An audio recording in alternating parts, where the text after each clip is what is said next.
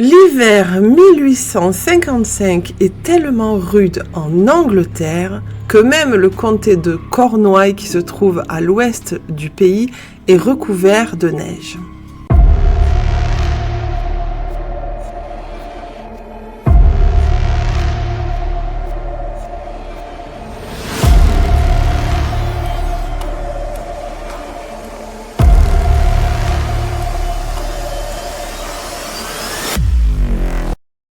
Le matin du 8 février, les habitants de la région du Devonshire découvrent avec stupéfaction et inquiétude de longues lignes d'empreintes en forme de petits sabots de cheval. Bonjour à tous les amis, j'espère que vous allez bien. Aujourd'hui on se retrouve avec une nouvelle vidéo mystérieuse, diabolique.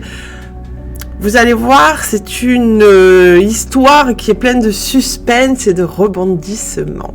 Alors, cette histoire se passe en Angleterre, dans le Devonshire, qui est aujourd'hui le comté de Devon. La campagne du Devonshire, elle est vraiment très belle, elle est parsemée de belles demeures de style hollandais.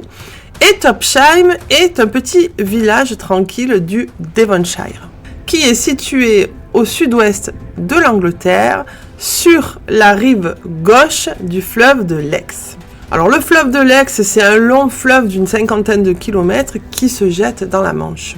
Et c'est ici, dans cette petite bourgade, que le 8 février 1855, il s'est passé un événement extraordinaire dont tout le monde parla et qui n'a jamais trouvé une quelconque explication. Dans la nuit du 7 au 8 février, alors que l'hiver est d'une rudesse impitoyable dans toute l'Europe et qu'il y a eu d'intenses chutes de neige, au petit matin, les premiers habitants éveillés eurent la surprise de découvrir dans la neige fraîche des empreintes incroyables et faisant penser à des petits sabots de cheval.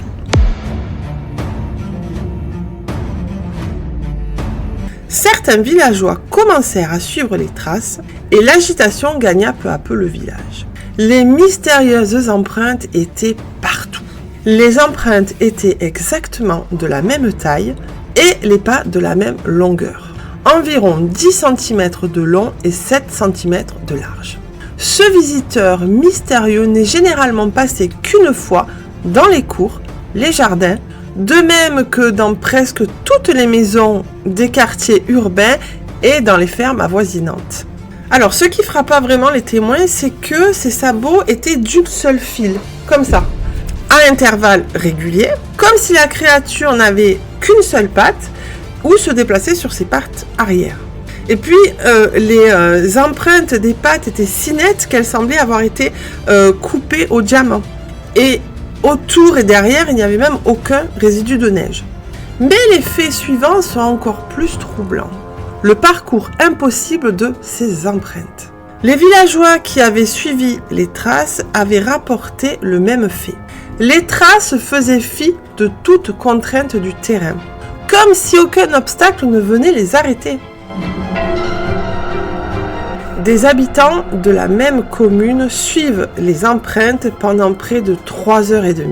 En passant sous des rangées de groseilliers et d'arbres fruitiers en espalier, perdant ensuite les empreintes et les retrouvant sur les toits des maisons auxquelles les recherches les avaient menées. Les traces disparaissaient au pied des murs et on les retrouvait de l'autre côté comme si la créature les avait traversées.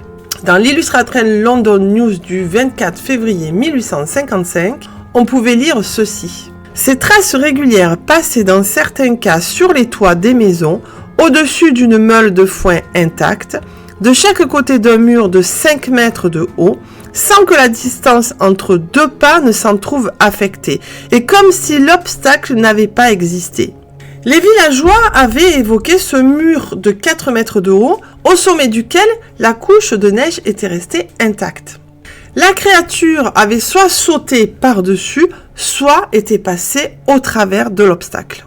Le fait le plus troublant fut la découverte d'empreintes qui passa dans une buse de 15 cm de diamètre. entrant d'un côté et ressortant de l'autre côté sans difficulté apparente.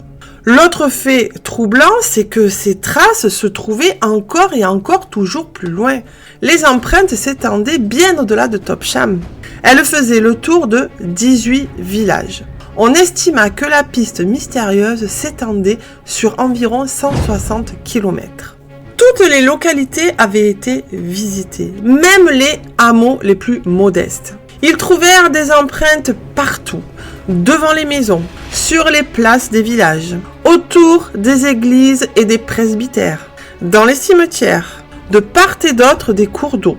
On retrouva même les empreintes qui s'arrêtaient au bord du fleuve de l'Ex et qui continuaient en face 3 km plus loin, exactement en face, en précisant que le fleuve n'était pas gelé et qu'il n'avait donc pas pu marcher dessus. Quelle mystérieuse créature avait pu laisser de telles traces?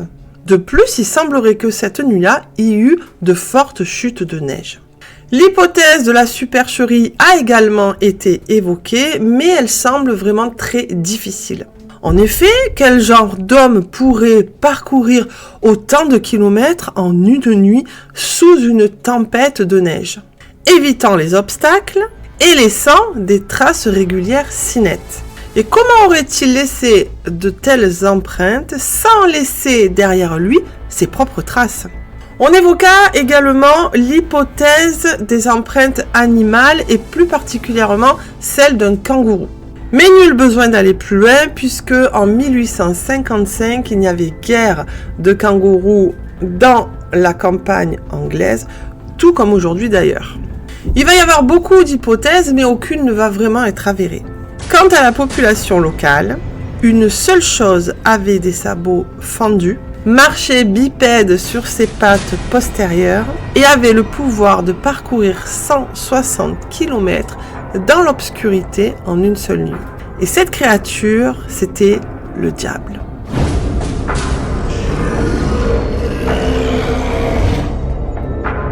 Mais cette histoire des empreintes que je viens de vous raconter s'est également déroulée dans le passé. Oui, ce n'est pas la première fois que des histoires similaires ont été signalées.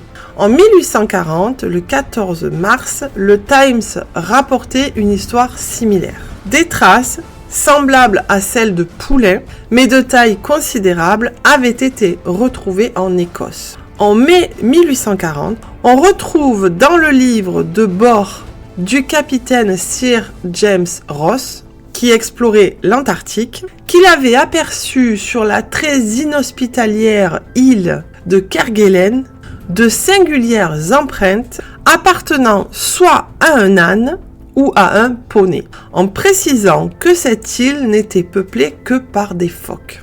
Et après cette histoire dans le Devon, vous allez voir qu'il s'en est déroulé bien d'autres similaires un peu partout.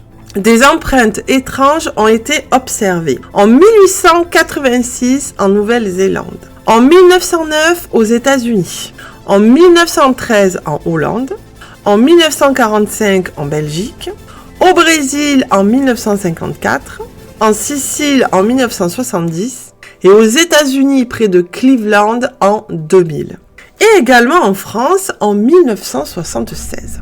Lorsqu'un berger des Alpes-Maritimes découvre des traces de grande taille dans une vallée reculée et sauvage à 1800 mètres d'altitude.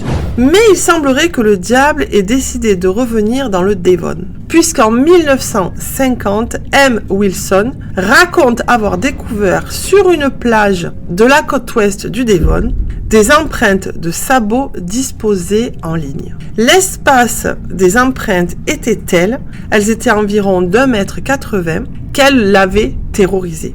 Et puis encore plus récemment, en 2009, le 5 mars dans le Devon, Jill White, 76 ans, découvre à son réveil dans son jardin des empreintes très étranges et alignées dans la neige fraîchement tombée dans la nuit. Voici son récit. J'ai regardé dans le jardin et ça m'a vraiment intriguée. Je ne pouvais y croire. Les empreintes avaient la forme d'un pied fourchu. Il n'y avait pas d'autre marque du tout dans la neige. Cela m'a assez surprise et je n'avais aucune idée de ce que cela pouvait être, mais j'aimerais bien le savoir.